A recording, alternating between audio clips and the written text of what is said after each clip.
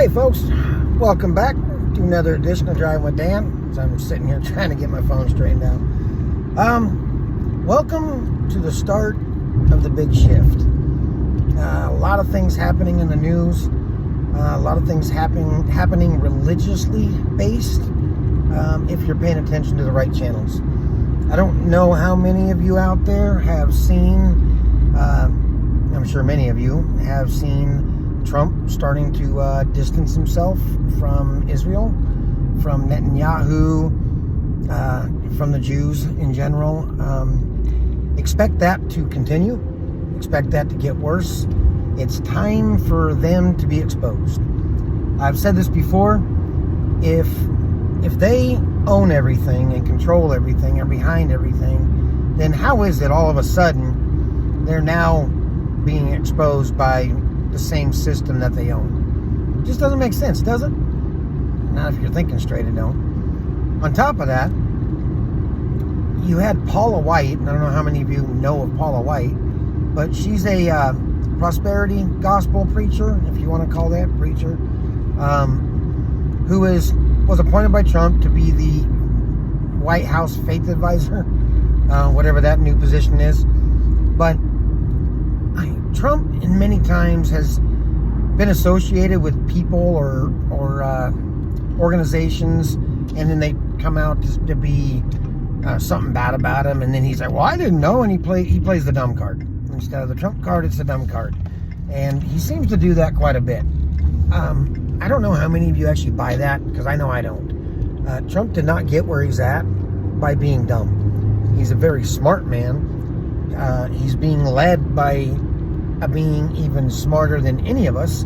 So, no, not falling for that. I didn't know. He appointed Paula White on purpose. Protestantism, that's a hard word to say, by the way. The Reformation is coming to an end. It pretty much is over. The Jesuits were formed for the Reformation to defeat the Reformation, and we're at the end of that now. We're starting to see the effects of it all. It's coming to a close. Soon, the Protestant churches, the Reformed Church, is going to start being exposed for, and I'm not saying all of what they preach is wrong or bad, but many of the theories that they promulgate, that they state, are wrong. They're Jesuit lies. Dispensationalism, the rapture, preterism, these things, they're all Jesuit lies. They were all created by Jesuits. And now, because they've come into the mainstream, and it's what most people believe, dispensationalism, they believe in some sort of rapture, this is all going to be exposed. The Scofield Bible, a lot of beliefs or systems are built off the Scofield Bible. These are all going to be exposed, and it's going to bring the Reformed Church crashing down. When this happens, a lot of people are going to be lost. They're going to be looking, this is their belief, this is their faith. What do I do now? I feel so lost, I feel so empty. And oh, lo and behold, you're going to have the Catholic Church standing there waiting with open arms, saying, "Come to us. We're ready to accept you. Come to the conservative side," because with this new Pope now is very conservative, and he is going to bring the Catholic Church back to a conservative-based system, going to bring back the good old traditional values that all the traditionalists have been screaming for, because Francis, well, he did what he did on purpose to break the church down so it could be brought back to the system of old, because, folks, the new system that's coming is the system of old. It's already been ran through once.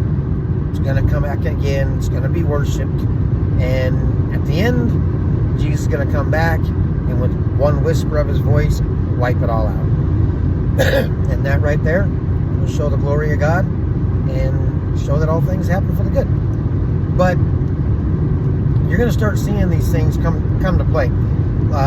You're already seeing the whole distancing, and I'm kind of curious how this is going to all play out with Trump and Israel. But I'm certain that he's starting to do a flip on them. You know, he was a hardcore Zionist, big time supporter. Now it looks like he's starting to change on that. And I don't know how fast it's going to go into full effect, but it's going to go into full effect. And we're going to see them fall. You're going to see them be exposed, and you're going to start to see the Jews converting to some form of Christianity, most likely and mainly Catholicism, but Christianity in general. It's going to come over to one side or the other. Right now you got Israel. It's highly atheist. You have your hardcore Jews, your Orthodox, but the majority of the population of Israel right now is atheist. That's going to change.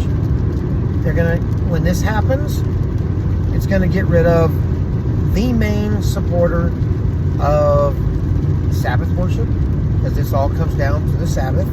That is going to be the mark, not the Sabbath, but the false Sabbath, worshiping or day of rest on Sunday, as the Catholic Church calls it, the Lord's Day,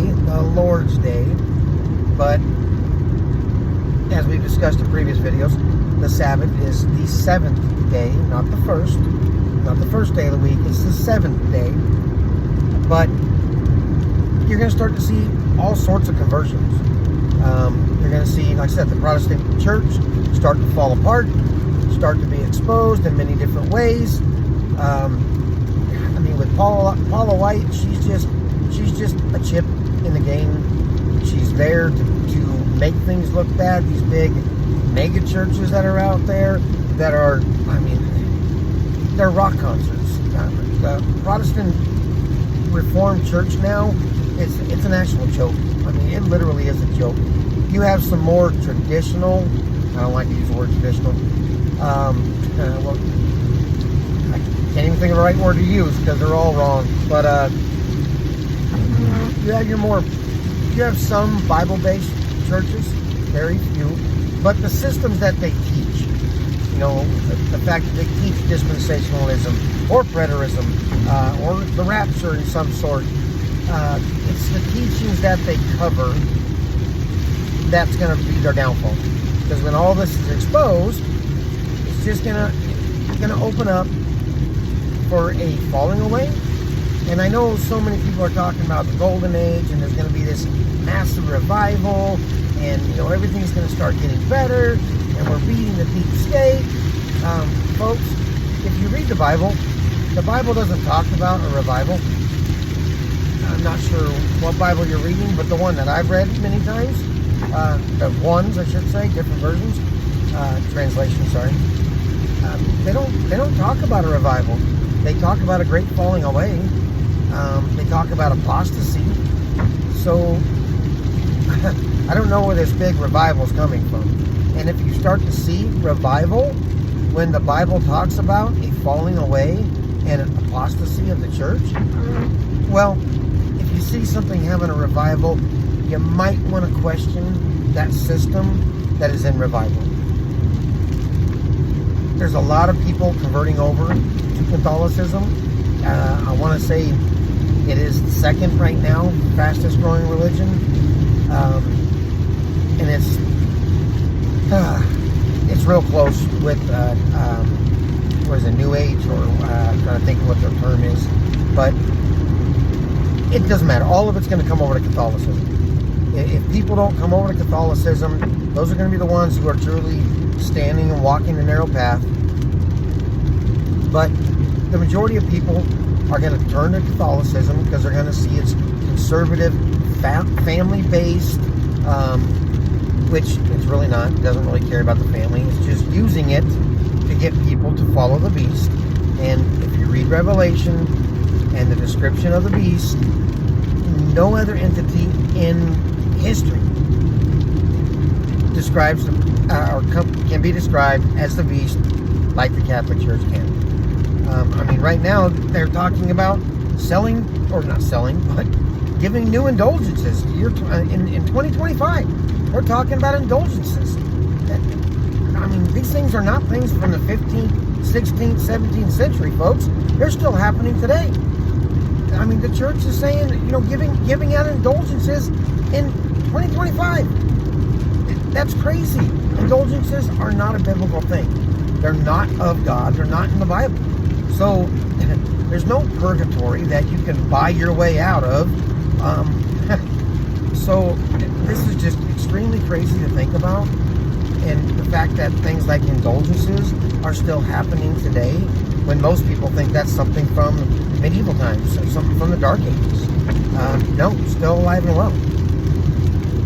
You need to keep an eye out on what's going on with the church, the entire church system, period. Revelation 18:4, come out of my people.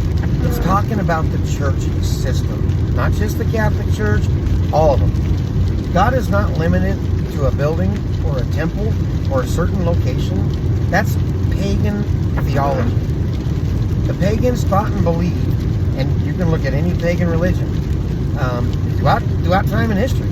They all thought and believed if they built a building, a temple, and went to that building and offered a sacrifice or did something that, this entity or God said to do, then that God would come and grant them whatever wish, kind of like a genie thing, grant them their wish or their prayer, answer their prayer if they offered the sacrifice up first and did their little ritual. God cannot be contained. His church is everywhere.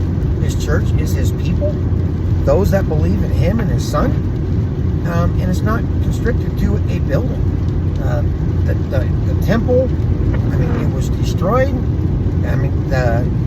What was it before the temple? I'm trying to think. I want to say the tent, but tabernacle. The tabernacle.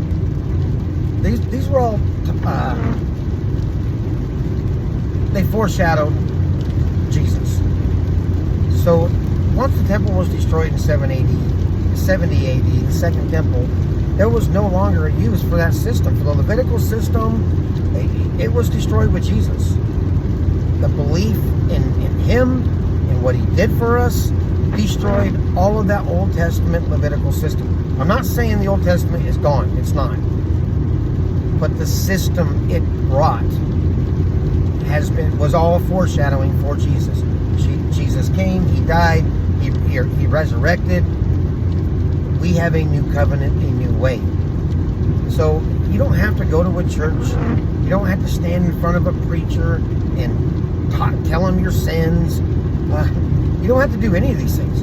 You have a one-way line to God, to talk to pray to ask forgiveness for or from. Sitting wherever you're at. Sitting, standing, walking, doesn't matter. Wherever you're at, God can hear you, he can see you. You don't have to go anywhere. You don't have to do anything special. Minus repenting and believing in Jesus. Keep an eye out for these things that are happening. Keep an eye on the church, especially now with the new Pope in play. This new Pope is going to start bringing back the more traditional values of the old Catholic system. He's going to start, reforming the Catholic Church. It was going to bring a lot of people back. A lot of the traditionalists. When Protestantism, still a hard word to say, when the Reformed Church is exposed, a lot of people are going to be looking for somewhere to go. And they're either going to go, I'm not going to say fully atheistic, but they're either just going to leave, I hate using the word religion, but religion altogether, the belief altogether, or they're going to go to Catholicism. And I'm not sure, honestly, what one's worse. They're both about the same because you're not walking with God. So watch these things come to play, and it's going to start happening quick. 2025 is a Jubilee year, but a year to look forward to, not look forward to, but to keep an eye on, is 2031. A couple reasons. 2031 is the 500th anniversary, and I'm trying to remember the Catholic thing that's going on. Something happened. I'm gonna have to look it up and put it in the description. But it's the 500th anniversary of. I am so having a brain fart on this. Not even funny. But it's also the 2000, and more importantly, it's the 2,000-year anniversary of the crucifixion of Jesus. I'm not saying Jesus is going to return in 2031. I'm not a prophet. I don't know these things. But a lot of things. Was Helena Blavatsky also stated something about the year 2031, and was also talking about the year 2025, about when things would start beginning. The year 2025 is actually listed in one of her books.